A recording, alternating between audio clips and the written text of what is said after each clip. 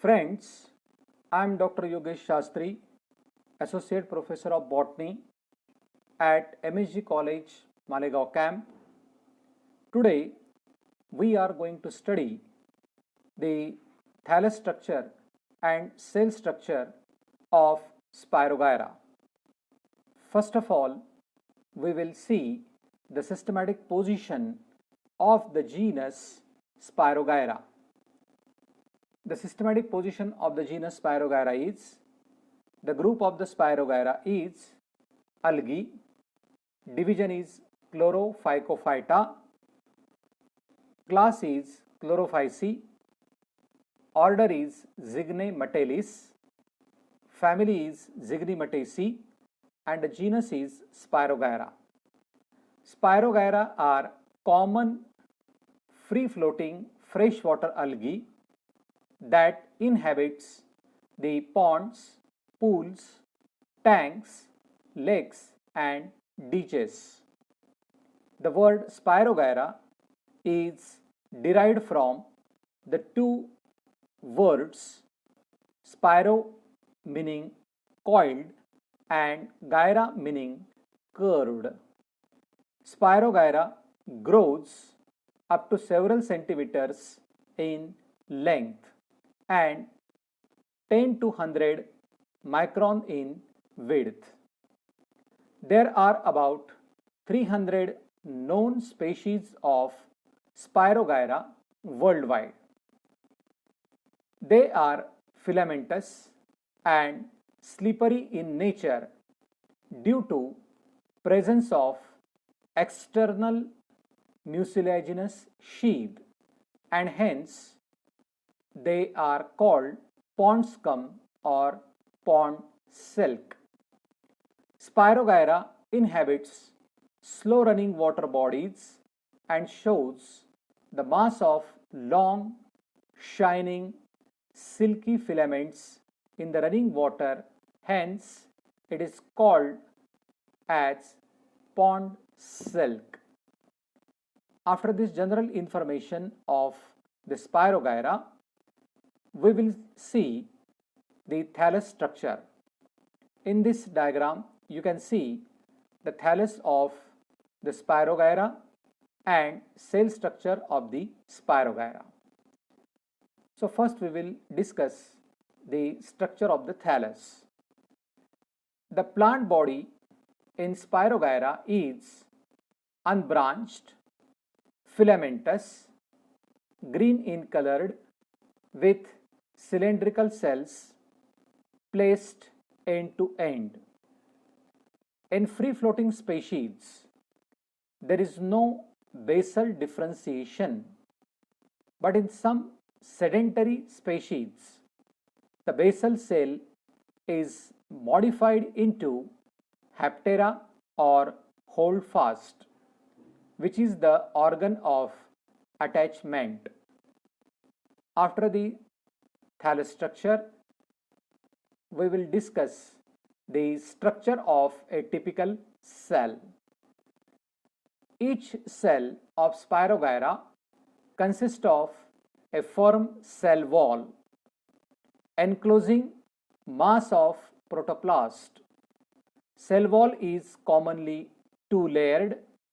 The inner is composed of cellulose and outer is composed of pectic substances. The pectic substances gelatinizes in the presence of water and forms plant slimy to touch. The end or cross wall is three-layered. The middle lamellae is composed of pectose bounded on either side by layers of cellulose,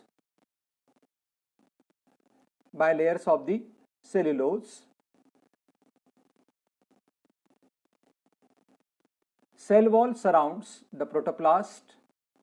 It is protective in function.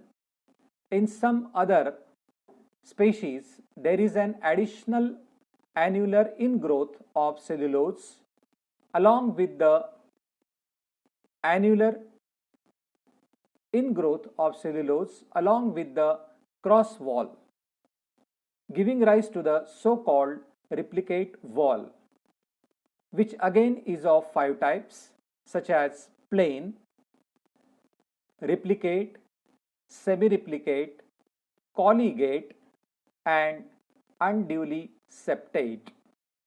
A vacuolated granular protoplast is present in each cell in the form of a thin lining along the cell wall. So in this diagram you can see the typical cell of the Spirogyra showing different regions and different cell organelles. The vacuole is separated from the surrounding cytoplasm by a semi-permeable membrane, the tonoplast. A vacuole is filled with cell sap. The sap is rich in tannin and other organic and inorganic compounds. The eukaryotic nucleus with a distinct nucleolus may be parietal in position within cytoplasm or resides at the center, being supported by cytoplasmic strands. The number of chloroplasts is the characteristic feature of the genus Spirogyra. Their arrangement is also specific and spiral. The name Spirogyra is after the spiral arrangement of the chloroplast. So in this diagram you can see the spiral arrangement of the chloroplast. In the chloroplast, dense and highly refractive granular proteinaceous body surrounded by starch called pyrenoids at short intervals. Studies made by Daves in 1965 with the help of electron microscope shows the presence of photosynthesis bands in the chloroplast, each with 4 to 12 thylakoids. The cell also contains other cellular organelles such as endoplasmic reticulum, Golgi bodies, mitochondria, ribosomes, etc., which remain scattered within the cytoplasm. Thank you.